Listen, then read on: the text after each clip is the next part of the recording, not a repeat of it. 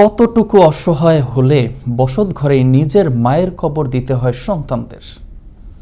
এমন প্রশ্ন করতেও যেন বুকে ধরফর শুরু হওয়ার মতোই। এ শুধু প্রশ্নই নয়, বাস্তবতা। আর এমন ঘটনা ভোলার দৌলত খানের জয়নগরের আজিমউদ্দিন বাজার সংলগ্ন সর্দার বাড়িতে, যে বাড়িতে মৃত্যু হয়েছে মায়ের, তবে নেই পর্যাপ্ত জমিজমা।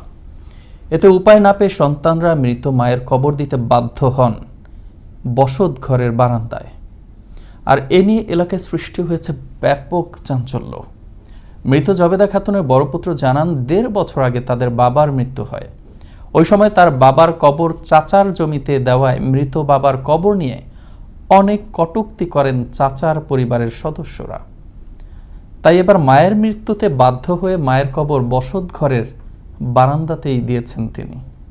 আমার আম্মা বলে গেছে যে, দেখ, মানুষের জায়গায় মাটি দিছস, তোর বাবার যে টর্চারিং করে এটা তো আমার নিজের চোখে দেখছি, কানে শুনছি। তা আমি মারা গেলে আমার যেটুকু জায়গা আছে, যেই জায়গাটার ভিতরে আমার ঘরটা আছে, আমি বসবাস করি, আমার এই ঘরের ভিতরে আমার মাটি দিবি, এটাই তোর কাছে আমার দাবি। তো আমার মার নসিহতটা পালন করার জন্য আমি দায়িত্বটা নিয়েছি। আমার আম্মাকে এখানে মাটি দেওয়া হয়েছে, আমরা কোনো জায়গা পাইনি, তার জন্য আমার আম্মাকে এখানে মাটি দেওয়া হয়েছে। আমার আম্মায় মরার আগে বলে গেছে যে, তোরা আমারে পরের জায়গায় মাটি দিবি। বাংলা বাজারের আশেপাশে যদি একটা গোরস্থানের ব্যবস্থা করে দেয় তাহলে সরকারিভাবে, তাহলে অনেক বেয়ারিশ লাশ আছে, কিন্তু তাদেরকে মাটি দেওয়ার ব্যবস্থা নেই। চেষ্টা করছে কবর দেওয়ার জন্য, কিন্তু তারা কেউ রাজি হয় না বা কোথাও মাটি দিতে পারে না।